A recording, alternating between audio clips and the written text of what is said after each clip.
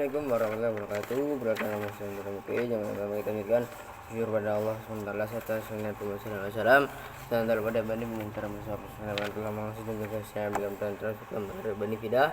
Saya ucapkan terima kasih kepada guru-guru saya, pada teman-teman saya, pastinya pada seluruh guru-guru di teman dan di fidah, pada orang tua saya, adik saya, semoga diberi sejahtera dan diberi rezeki yang lancar.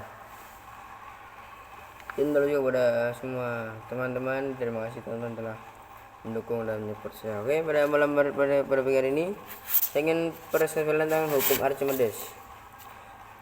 Hukum Archimedes itu rumusnya adalah W sama dengan W dikurangi F. Jadi F sama dengan kayak apung berat benda di air, kalau W berat benda di udara. Archimedes mempelajari fenomena ini akan mendapat gaya, jadi menghasilkan hukum Archimedes yang berbunyi, jika benda dicelupkan ke dalam zat air, maka benda itu akan mendapat gaya ke atas yang sama besar dengan berat zat cairan disesak oleh benda tersebut.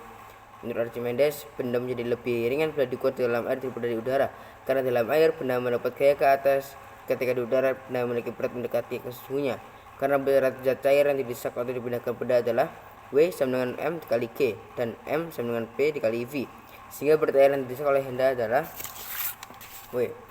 Hukum Archimedes sangat berguna sebagai dasar pembuatan kapal laut atau kapal selam. Suatu benda dapat terapung atau tenggelam teratur pada besarnya gaya berat dan gaya apung. Jika gaya apung maksimal lebih besar daripada gaya berat, maka benda akan terapung. Begitu pula sebaliknya, jika gaya apung maksimum sama dengan berat benda, maka benda akan melayang. Gaya apung maksimum adalah gaya apung jika seluruh benda berada di bawah permukaan zat cair. Maka apa kapal laut yang terbuat dari logam tidak tenggelam, bahkan yang besar sekalipun saat kapal laut berada di posisi kapal laut dapat memindahkan air ke laut dalam jumlah yang cukup besar. Dengan demikian kapal laut mendapat gaya ke atas yang sama besar dengan gaya berat kapal laut sehingga bisa terapung.